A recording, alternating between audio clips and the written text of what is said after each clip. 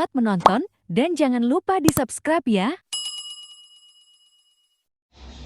Assalamualaikum warahmatullahi wabarakatuh. Alhamdulillahilladzi arsala rasulahu bil huda dinil haqq liyudhhirahu 'ala ad-dini kullihi walau karihal kafirun. Asyhadu an la ilaha illallah wahdahu la syarika lah wa asyhadu anna sayyidana Muhammadan 'abduhu wa rasuluh. Allahumma shalli wa sallim wa barik wa karim wa majid wa 'azim ala sayyidina Muhammadin wa ala alihi wa sahbihi wa man tabi'ahum bi ihsan ila yaumiddin. Amma ba'd. Puji syukur kepada Allah Subhanahu wa taala yang telah memberikan nikmat dan karunia kepada kita semua. Yang terbesar adalah nikmat iman dan Islam yang diberikan Allah kepada diri kita sehingga kita bisa mengenal Allah, menyembah Allah dan mengabdikan diri kepada Allah. Salawat berangkaikan salam kepada junjungan Nabi Agung Muhammad sallallahu alaihi wasallam. Allahumma shalli ala sayyidina Muhammad wa ala ali sayyidina Muhammad. Nabi penerang umat, inna arsalnaka syahidan wa basyira.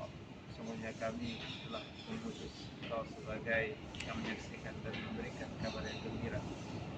Hadirin wal hadirat rahimakumullah.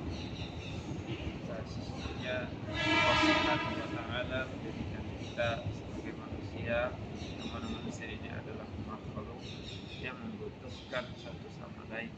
Dan apabila kita di dalam kehidupan kita selalu mengikuti perintah Allah dan sunnah Nabi, maka kita akan bahagia, sukses, dan mudah menjalankan kehidupan kita.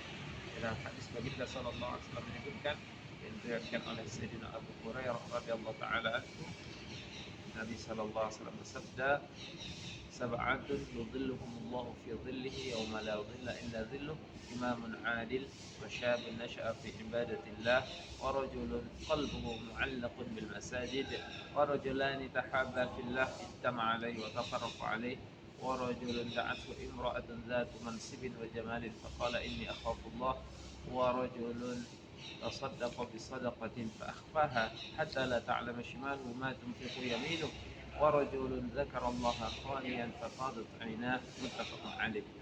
Jadi ada 7 macam golongan yang mendapatkan naungan di sisi Allah taala pada hari tiada naungan kecuali naungan dari Allah Subhanahu wa taala. Yang pertama adalah imam adil, pemimpin yang adil, pemimpin yang memikirkan rakyatnya, yang mementingkan kepentingan orang banyak daripada kepentingan diri sendiri, yang memberikan amanah kepada seluruh, menunaikan amanah kepada rakyatnya, yang rakyatnya cinta kepada dia, dia cinta kepada rakyatnya. Inilah pemimpin yang adil, sebagaimana yang dicontohkan oleh Sayyidina Umar bin Khattab radhiyallahu anhu. Beliau sangat mementingkan kebutuhan daripada rakyat-rakyatnya. Kemudian yang kedua adalah pemuda yang tumbuh dalam ibadah kepada Allah, seorang pemuda yang memiliki keimanan yang kuat, keyakinan yang kuat, sehingga dia hidup untuk ibadah kepada Allah Subhanahu wa taala. Di dalam kesehariannya dia menjaga dirinya dari dosa-dosa dan menjauhkan dirinya dari maksiat-maksiat, dan mendekatkan dirinya dengan cara bertaqarrub kepada Allah dengan melakukan yang fardhah, melakukan yang nawafil, dan menghindarkan yang diharamkan oleh Allah taala. Kemudian yang ketiga adalah lelaki yang hatinya terpaut kepada masjid, senang kepada masjid, cinta kepada masjid, ingin terus untuk menunaikan ibadah di dalam masjid. Kemudian yang ketiga adalah dua orang lelaki yang berkumpul karena Allah Subhanahu wa taala, berpisah karena Allah taala, saling mencintai karena Allah taala. Dia mencintai saudaranya bukan karena materi, bukan karena uang, bukan karena fulus, bukan karena harta, tapi karena Allah Subhanahu wa taala memerintahkan kita untuk saling berkasih sayang, saling berbagi, saling mencintai karena Allah Subhanahu wa taala. Dia pun bertemu karena Allah, berpisah juga karena Allah taala. Dia ada yang menemukannya, dia ada yang memisahkannya, kecuali hanya untuk mencari mahabbah, ridho dari Allah Subhanahu wa taala. Kemudian hadirin wal hadirat yang dirahmati oleh Allah, adalah pemuda yang keenam, seseorang yang bersedekah, memberikan hartanya, materinya kepada orang lain, orang yang lebih rendah dari dia, dengan tangan kanannya, sehingga dia menyembunyikan apa yang dia berikan kepada orang lain sampai tangan kirinya tidak tahu apa yang disedekahkan oleh tangan kanannya. Ini maksudnya seseorang bersedekah dengan sembunyi-sembunyi, sehingga orang yang disedekahi tadi akan senang, akan bahagia, akan gembira apabila dia bersedekah dengan cara sembunyi-sembunyi, tidak menjatuhkan kehormatannya, tidak menjatuhkan harga dirinya. Yang selanjutnya hadirin wal hadirat adalah seseorang yang diajak oleh wanita yang cantik, dia jelita, kemudian dia bangsawan lagi, diajak oleh wanita itu berbuat maksiat, berbuat dosa, namun dia takut kepada Allah, dia ingat kepada Allah, dia takut atas azab Allah Subhanahu wa taala. Dia mengatakan, "Inni akhafullah," saya takut kepada Allah. Kalau saya berbuat dosa, Allah akan mencampakkan diri saya ke dalam neraka.